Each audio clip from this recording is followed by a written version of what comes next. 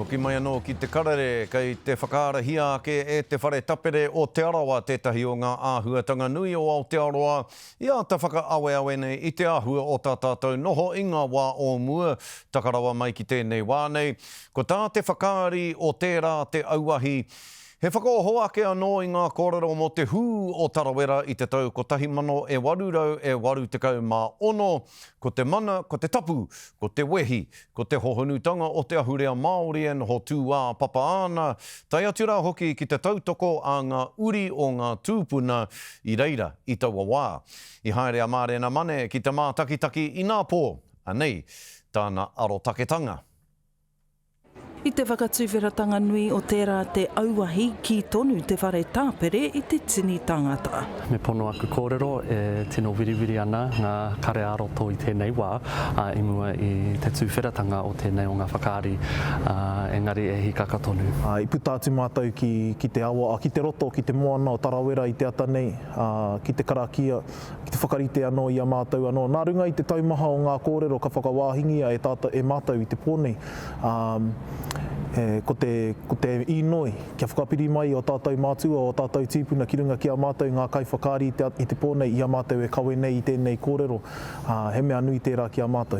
I kawea ngā kai mātakitaki ki tētahi haerenga kōmingo, mā roto mai i te pūrākau o te hunga o Tarawera. I raro hoki i ngā manakitanga atu haurangi, ana me te taenga mai o te kuini Māori ki te mātakitaki.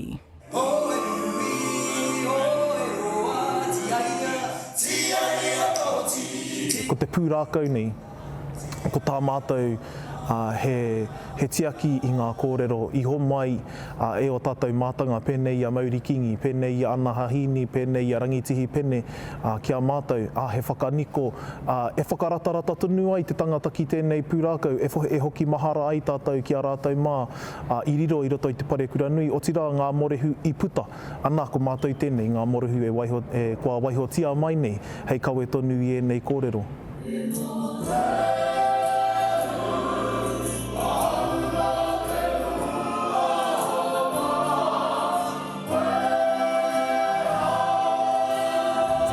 Guide Tehi.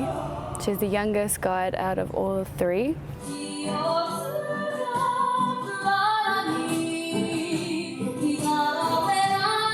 She's the best character and she reminds me so much of me. I whakanuia e te whakaari ngā māharatanga o te hunga i ora mai te hunga, me te hono anō i ngā whakatupuranga o Naia nei ki o rātou whakapapa. Kei whea mai. Ina ke te atāhua o te whakatakota i te kōrero, tuatai mo te kaupapa, a kanikani, a waiata, a kōrero, a ngāhau, a tangi, e rā ahuatanga katoa kai roto i te whakaari ko tahi. Ina ke te nui o te mehi ki ngā kai, ki ngā ringa, i ngā wāwai, nā rā tonu rā tērā kaupapi whakarite. He tino a tāhua, he rerehua, nā te mea ko tēnei te reo o te rangatahi. Engari, e huri noa atu ki te huri hanganui o Tarawera. Me hara mai ki te mātaki kātika. Tēnei whare kua ki katoa i te tangata, ana he tautea ke hara mai koutou ki te mātaki. He miharo tā rātou whakauru i ngā mahi nui ki oto i tēnei whakātiranga nā reira. Me pehe koro e me hara mai ki te mātaki, he miharo pono. Ko tēnei whakāturanga hou e whakapū mau ana i te mana o Te Whare Tapere o Te Arawa, hei paurangatira mo ngā toi whakaari Māori. Seeing the growth from our first practice to now, today, which is opening night, has changed so much, and I'm so happy and so proud of us. Ko tēnei whakāturanga he wawata nui mōku, te whakātu i enei o ngā pūrākau ki konei, ki te kāinga. I hoko nā katoa tia ngā tīkiti mo tēnei pō tuatahi, he tohu nui mo te kaha o ngā kōrero ārohe i ngā kawea ki runga i tētahi atamira taumata a ao.